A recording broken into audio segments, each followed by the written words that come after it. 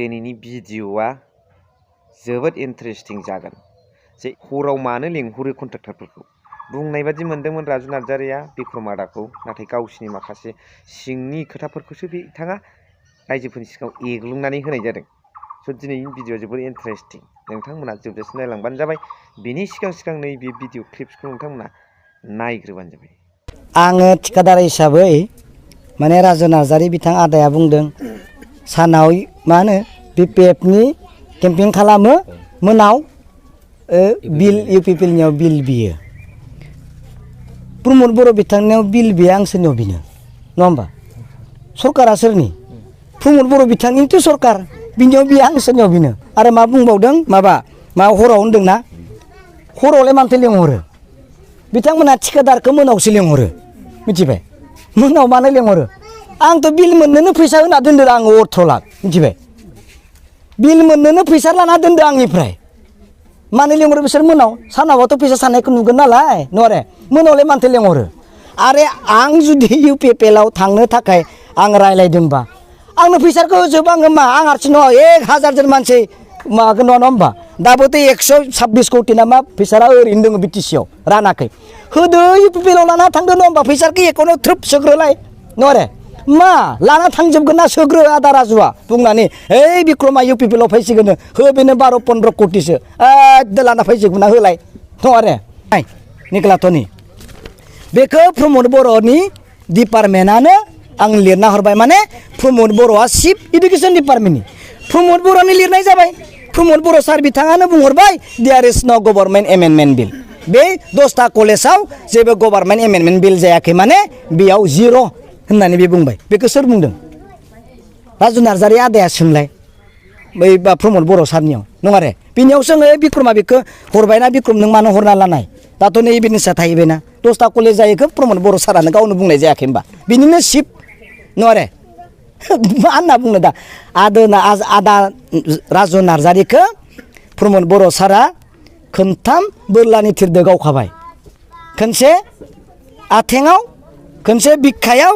नै दाखालि बावै खनसे खर'आव गबाय माबायावनो एकदमै मेलेमावनो माबायावबो मोनासै MCLAयावबो मोनासै थिर गावबाय आथेङाव नङा होमबा MLAयावबो मोनासै बिखायाव गावबाय नङा रे थिरखौ MPयावबो मोनासै खर'आव गावना होबाय दिल्लीयाव खारना थाहैबाय बुरखाय बेसरा फैफिनबाय बास नङा रे होदो ओइ सिमा बारायनायनि लेखाया होदो रायजोनो आंहाथ' गालांखाजोबसै दा नै दिल्लीयालाय माखौ हरदों नै दिल्लीया लिरना हरनाया द्राफ्ट नङा बियो माइनुटसो जे मिटिङाव खामानि मावनोब्ला मिटिं लिङो माइनुटस लिरो बिथांखि लायो बे बिथांखिसो स' मोनसे बाथ्राखौ आङो फोरमायग्रोनो सानदों कमेन्ट्सआव होनहरो बबेबा भिडिअआ बिराद उसुबिदा आरो माने खेबहैब्लाबो होनो हानो नारा आरो नैबे माखासे गोदान क्रिएटर्सफोरनि थाखायथ' बे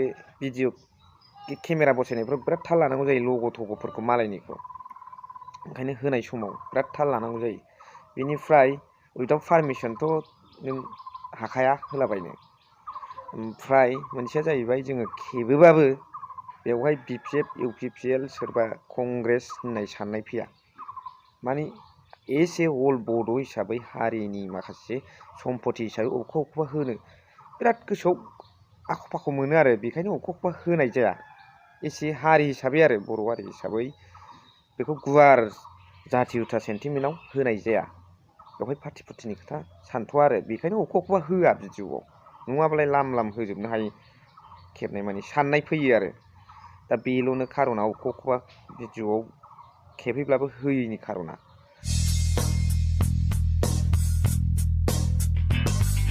हेल' everyone once second welcome back to the channel दिनैनि गोदान भिडिअ नोंथांमोन बयखौबो गोसो गोथारै बरायदों लोगोसे आसा खालाम इसोरनि अननायाव नोंथांमोन बयबो मोजां दं अजुक्ति खोथाखौ UPPLनि गाहाय नेहाथारि बिथां राजु नार्जारि सारासो बुंदों बिक्रम आदाया बुङाखै राजु नार्जारि बिथां सारा बिक्रम आदाखौ बुंदोंमोन बिथाङा कन्ट्रेक्टारसो बिनि एन्सारखौ जों दैदेनगिरिफ्रा होआ नाथाय सानना नायदो बेसेबां बिथाङा उइथ एभिडेन्स बिक्रम आदाया होगासिनो दं रायजोफोरनि सिगाङाव बेसेबां टेलेन्ट नों दैदेनगिरि जानानैनो मासिग्रां नंखाय बुंदों।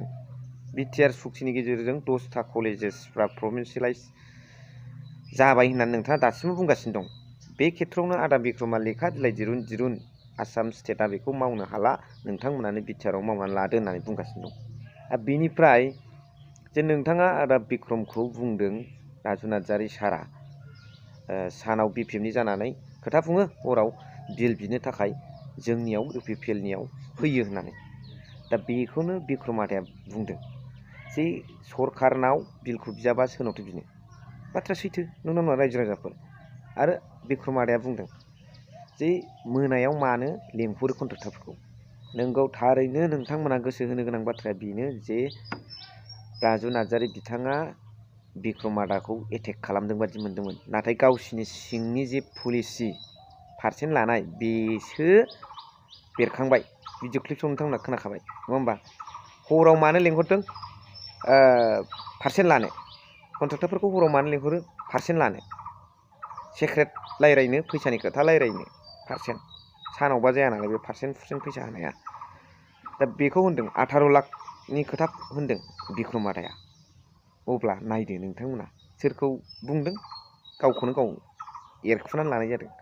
दा आं बुंनो नागिरनाय खोथाया बेनो, राजु नार्जारि साराबो उइथ इभिडेन्स लेखा बिलाइ लानानै बिक्रम दैमारि आदा बुंनाय बाथ्राया नंखाय होननानै नोंथाङाबो फोरमान होदो जे बिथाङा दिल्लीनिफ्राय लेखा लाबोबाय, ट्राइबेल इउनिभारसिटि, NIT, थुलुंगाफुरियाव कालचारेल कमप्लेक्स बेफोर गासिबो जाला होननानै, 10टा कलेजेसफोरखौ आसामा हाला होननानै। दा नोंथां राजु नार्जारियाबो लेखा दिरुननानै लाबोदो, बबेनिफ्राय दिरुननानै लाबोनानै खिन्थाफैदो रायजोनि सिगाङाव, रायजो गांफा गांफा राननानै होदो जे बिक्रम दैमारि बुंनाय बाथ्राया नंखाय, जे नै जोंबो लेखा लाबोबाय, बेखौ उइदिन 6 मान्थस, उइदिन 1 इयार मावनाय जासिगोन होननानै मोनसे लेखा लिरनाय लाबोदो नोंथाङाबो। अब्लासो रायजो राजाफ्रा फोथायगोन जे बिथाङाथ' लाम रायजोफोरनो होगासिनो दं, बिक्रम आदाया ससियेल मिडियायाव लाम होगासिनो दं। दा बेनि थाखाय नोंथांमोना माबा मोनसे लेखा दिरुननानै फोरमान हिसाबै होनानै दिन्थिबा रायजो राजाफ्रा नोंथांमोनखौबो फोरमान होनो हाबाय होननानै सानगोन। बिक्रम आदामोनाथ' फोरमान होगासिनो दं, नोंथांमोन राजु नार्जारि सारमोन नोंथांमोनाबो होदो। दा बेनि सायाव रायजो राजाफ्रा मा सानो कमेन्ट्स हरबानो जाबाय। स' भिडिअखौ एसेखिनियावनो फोजोब्बाय। थेंक इउ भेरि माच फर वाचिं। लाभ इउ।